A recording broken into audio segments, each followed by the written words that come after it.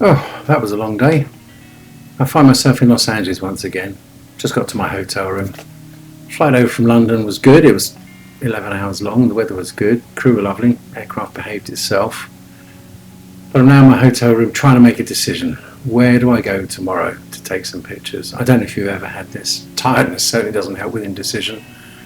On the off chance that I might want to take some pictures, I did bring a couple of cameras with me. Never knownly underpacked. So what have I got? I've got the Rolleiflex 2.8e with me, and another German mechanical marvel, the Linhof 612. Maybe a good night's sleep will help me and I'll wake up revitalized, refreshed and raring to go. Maybe not. We'll see.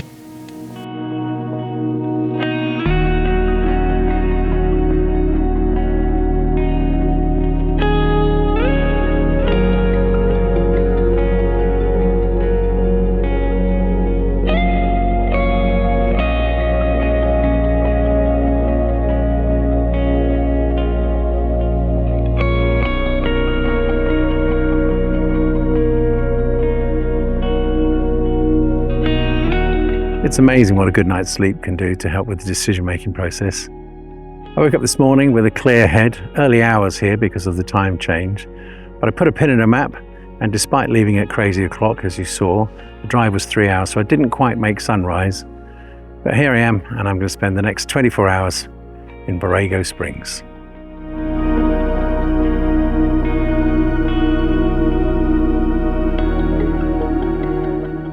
If you were to do an internet search on Borrego Springs to get an idea of what it looked like, first images that come up are usually of the metal sculptures that are dotted around the place.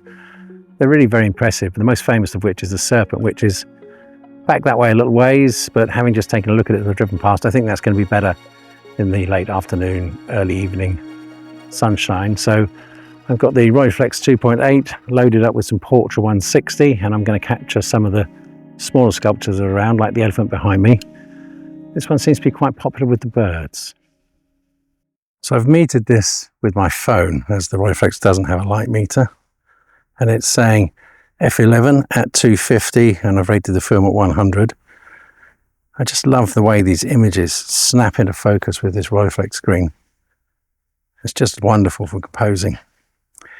And of course, one of the softest shutters in the world. That's it. See, birds. Although it looks like bigger birds made that mess than those little ones.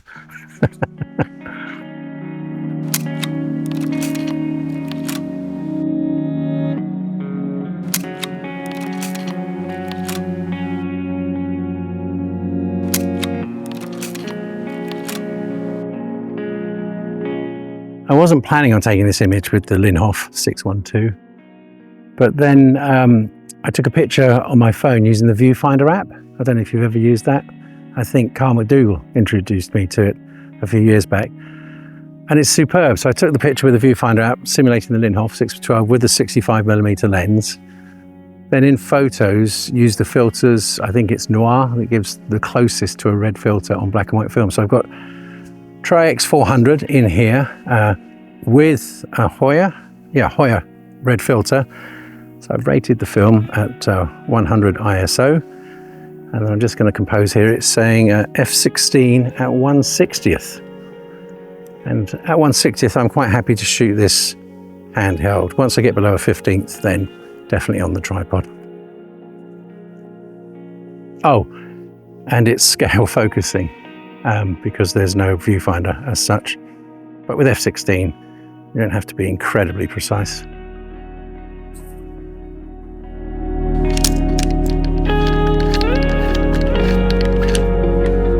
I didn't realise quite how many sculptures there were here in Borrego Springs. In fact, they're hard to ignore, but they're all so well done. I think it'd be a bit silly not to photograph them. However, I wasn't planning on a Borrego Springs sculpture video.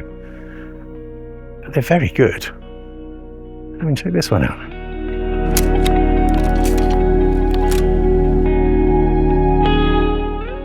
For this shot, I've swapped out the 65mm lens for the 135, this being a Series 1 Linhof 612 they were the only two lenses available. The 65 needs a center ND due to the light fall off at the edges, but the 135 doesn't need that, so just a red filter on here at the moment, metering obviously exactly the same, ISO 100, and in this case f16 and 1/60th. And for a change, I put it on the tripod with a cable shutter release. I'm not quite sure what this is supposed to be, but I'm going to call it a Hairysaurus. It's big.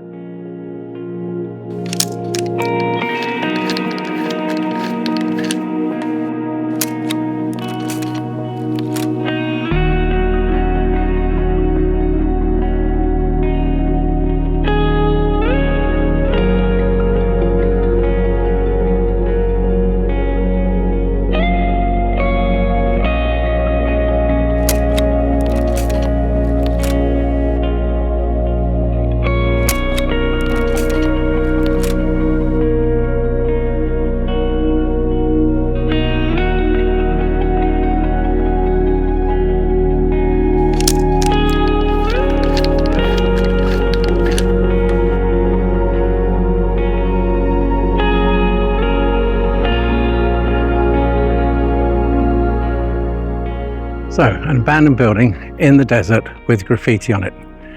It's almost like YouTube photography 101. But I don't know whether it's because I'm from the UK and we just don't get this sort of thing. I've got to stop, and I've definitely got to take a picture.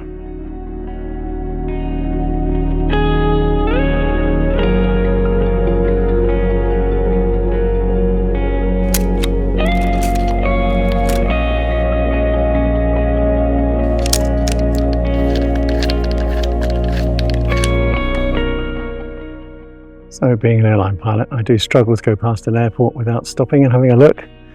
This one looked very clean and tidy, but there wasn't a lot going on.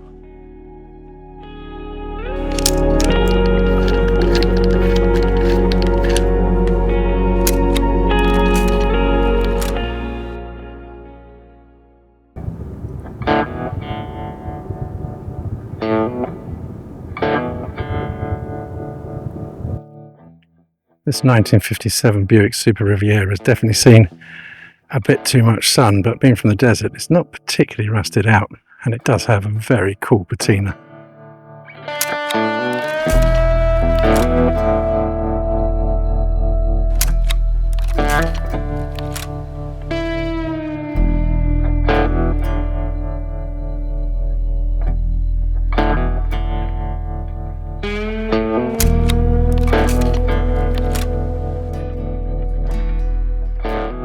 Check out this really cool scene. Somebody has spent a lot of time putting this together. It looks so cool. There was nobody on the property when I came, so I didn't really go much further than the pavement edge to take the pictures. I'd love to spend a bit more time here taking a few more detailed shots.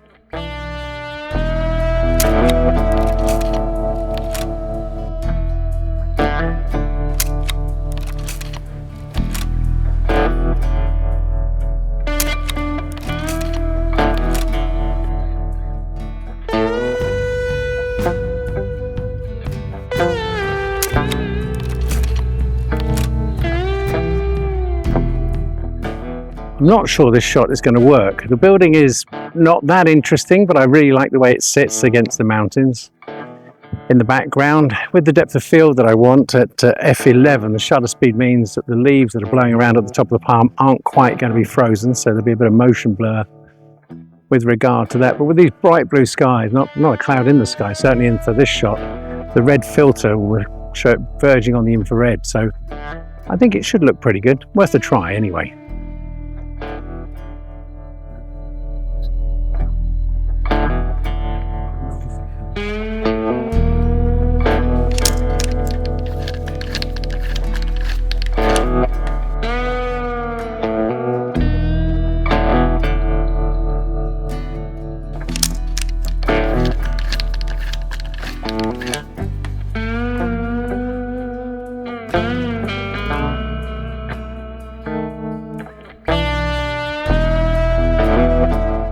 Really like this vintage trailer. It's sitting on the edge of an RV park that seems to specialise in vintage RVs and trailers. This one's being used for storage, so I'm not really intruding on anybody's privacy, but I'm hoping it's going to make as good a shot as I think it will.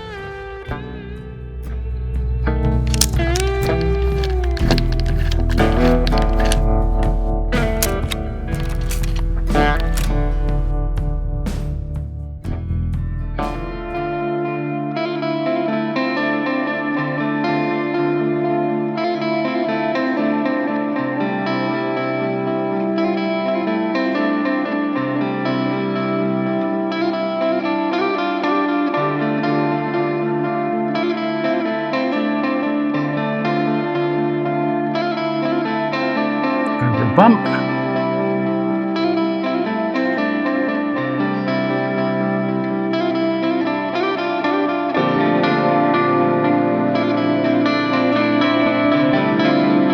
Another one.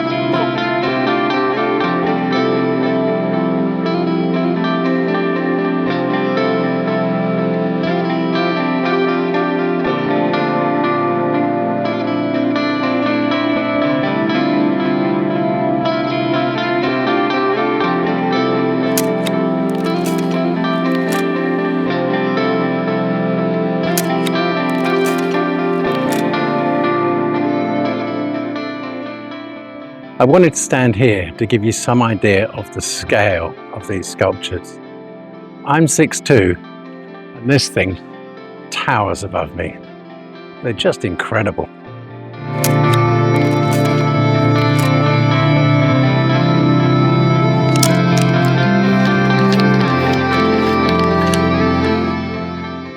When framing up this shot of the camel and its baby, I'm reminded that they're one of the few creatures that are genuinely designed for this 100-degree heat that we've got right now.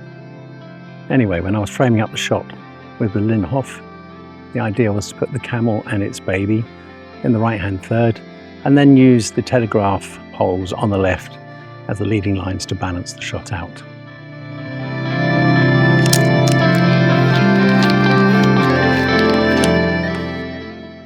Well, it's now so hot the hat had to come out.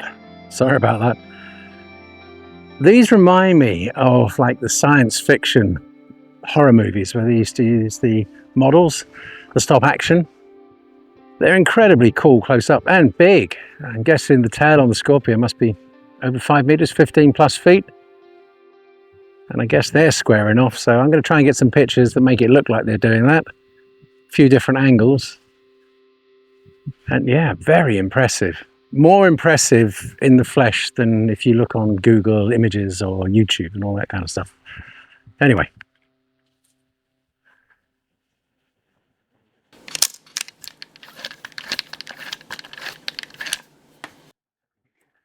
I don't know which one would scare me the most. Both of them.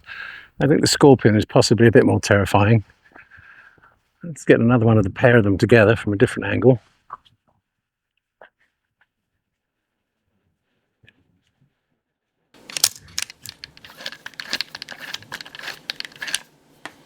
And then one of the scorpion on its own, if I can do it. I'm going to drop down lower to give a bit of a perspective, a bit more height to the tail.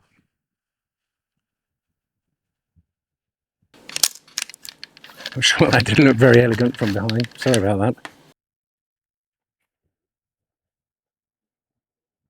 Very cool. Very, very cool.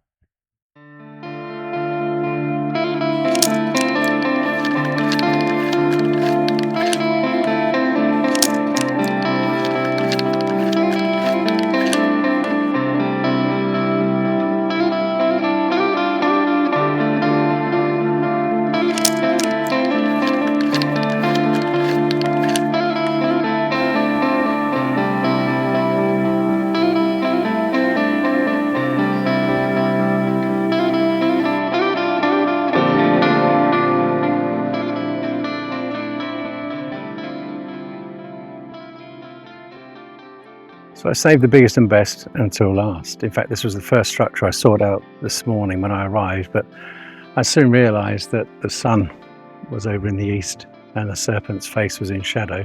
So I made a note to come back in the late afternoon, early evening, and here I am. It's just magnificent. It stretches across the road, must be, I don't know, 300 feet long. Just a magnificent piece of work, and I'm sure the pictures and videos won't actually do it justice. To see it in person is something really quite special.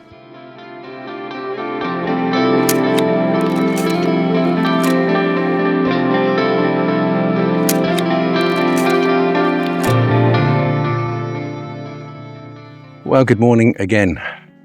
It's the start of another beautiful day here in Borrego Springs. I thought I was all done yesterday, took all the shots I needed, but reviewing the video footage in my hotel room last night, I realized that I'd missed a few angles. There were some other shots I thought about afterwards. So I've loaded another roll of Tri-X in the Linhof, and I especially thought that this guy here deserved a few pictures with the sun on their face.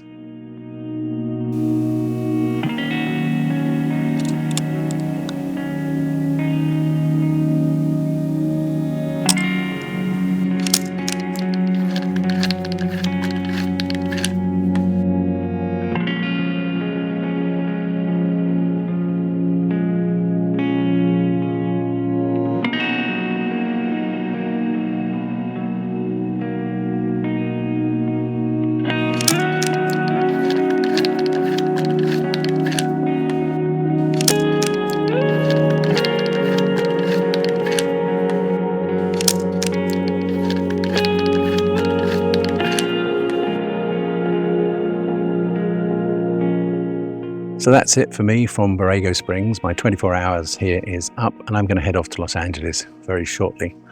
I really didn't know what to expect. It was very much a last-minute decision, as you saw. I spent maybe 10 minutes researching it on the internet, but I'm really pleased I came. It's been thoroughly enjoyable. I've shot a lot of film, and I'm sure I've missed some really good and interesting things, which leads me to believe I'll probably come back. Maybe more in the season when it's a bit cooler, though. It's hot.